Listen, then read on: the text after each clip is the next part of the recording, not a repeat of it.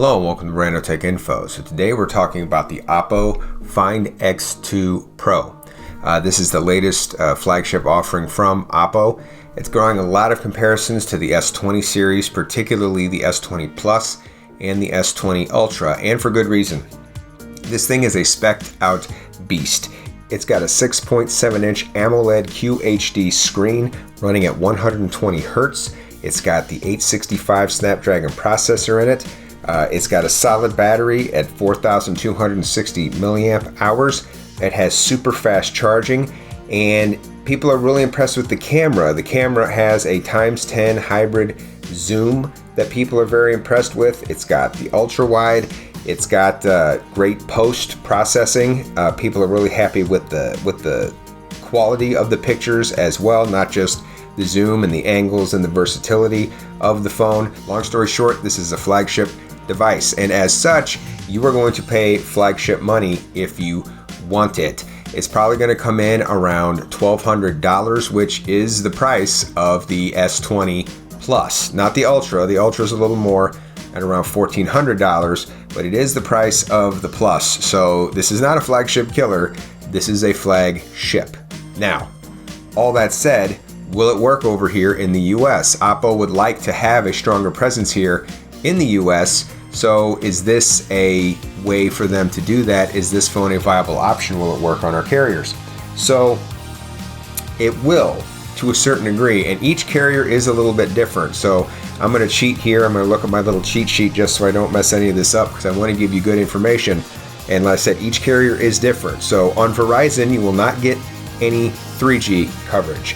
You will also, unfortunately, not get any 5G coverage.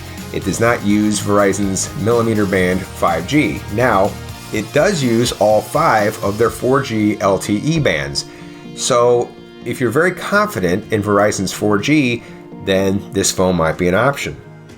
For Sprint, there's no 3G. It uses 5 out of 6 4G bands though, so it should get pretty good 4G, and it uses Sprint's 5G. So pretty good on the 4G front, good on the 5G front, not good on the 3G front with Sprint. With T-Mobile, you're good to go with the 3G. It uses 5 out of 6 of T-Mobile's 4G bands. It doesn't use their low band 71. So if you're in a very rural area, that could affect you. But if you're in a highly populated area, your 4G coverage should be good, but it doesn't use T-Mobile's 5G. So 3G good, 4G good on T-Mobile, no 5G. And then finally, on AT&T, similar to T-Mobile, it does work on their 3G networks. It uses 7 out of 9 of their 4G bands, but it once again does not work on their 5G networks. So, like I said, this is a very mixed bag. It works on 3G on some carriers, not on others. It'll work pretty good on 4G on all the carriers, but it only uses 5G on Sprint.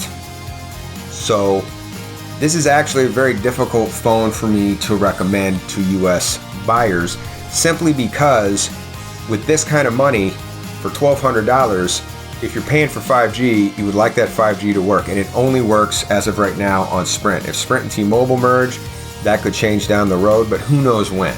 So that's an awful lot to bank on. As of right now, you're not going to get the gamut, the gauntlet of coverage across your network, regardless of whatever carrier you use. And $1,200 is a lot of money to spend on a phone that's not going to utilize 5G or all the coverage of your carrier. If you're looking to spend $1,200 on a phone, I would suggest you look at the S20 Plus, or if you want to drop a couple hundred more and get the Ultra, that's also up to you. Yes, all these phones are a bit overpriced. I think there's better value out there regardless, but if you're looking to spend a lot of money on a phone, it's hard to recommend, at least it's hard for me to recommend the Oppo.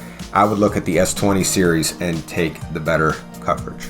So that's all the information I have about the Oppo Find X2 Pro, at least for today. If you have any questions or comments about this device, please feel free to put those down in the comments.